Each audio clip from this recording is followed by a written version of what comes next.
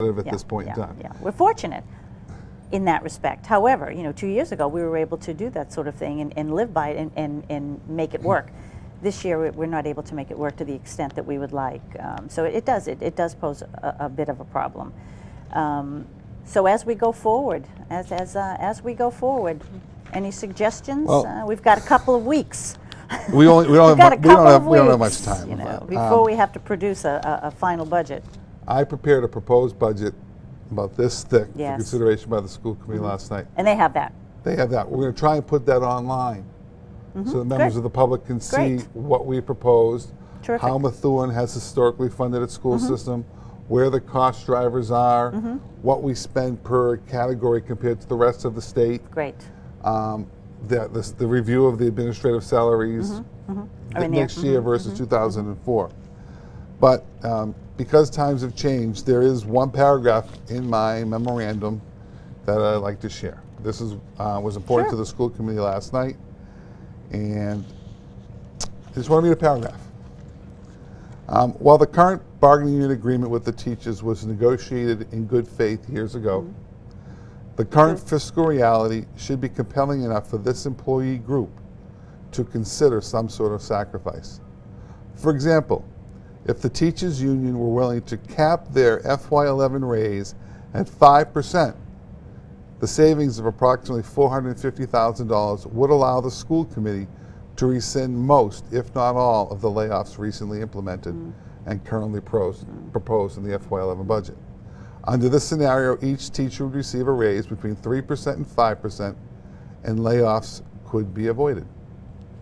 Well, I talked to some teachers actually last night at our meeting. I actually discussed those possibilities, and one of the things that the school committee has offered, and we will go along, is to come out to the schools and meet with any teachers who just want to have conversation.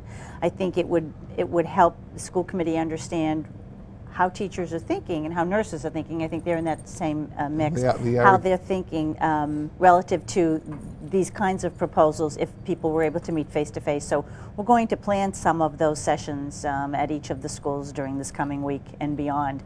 And as we said, hopefully we can reach some kind of concession and we can rescind all of the layoffs. I think that would be a very positive for the community if we could do that, and at the same time respect the profession and respect the positions that all people are taking. Difficult year. It's a difficult year for all. You've tried to embed the concept of we are all one team. We're one team. And if we're all one team, we should all share in the sacrifice. Yeah. And unfortunately, the burden of that sacrifice is being borne largely by all employees other than two employee bargaining units. Those are the nurses and the teachers. Well, let's go forward and see what we can do. And as we said, we have 2 weeks before the end of the fiscal year. There's still time to amend a budget. We'll go forward. We'll try to meet and chat with people and see what we can do. And hopefully we can bring this balanced budget to the school committee for approval and then to the city council next week for approvals. And the city will be able to meet its bills come July 1st of 2010. I also want to, as you mentioned, being able to pay bills.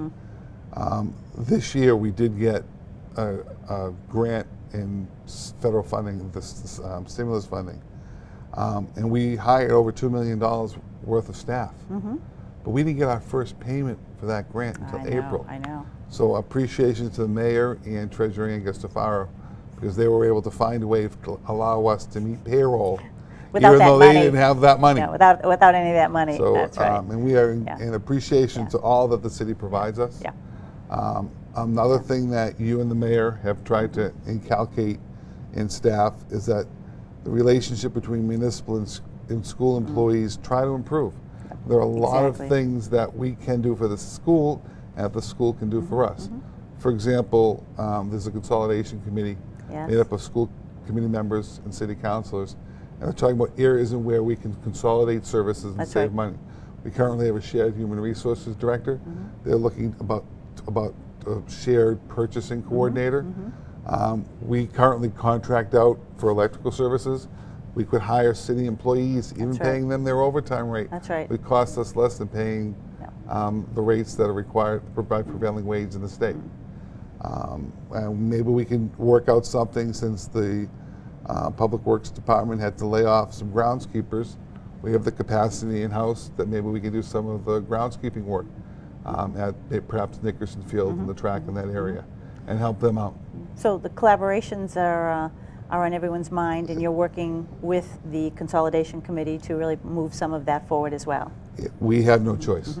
Every opportunity we have to save money, I think it's great. we're going to look at. I think it's great. And I think one thing we would be remiss if we didn't mention that we had, during the course of this year, a finance subcommittee, a group of wonderful community members who got together, I think every other week with you, and met and discussed finances and put forth some recommendations. And that was actually mentioned by one of the members of the school committee last night. Are there recommendations included in this budget? And they are. In fact, every single one of their recommendations was included in the budget we presented.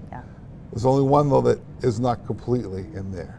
They had recommended that the superintendent take a leadership position and withdraw her negotiated raise for next year, in the hopes of challenging teachers to consider some sort of sacrifice.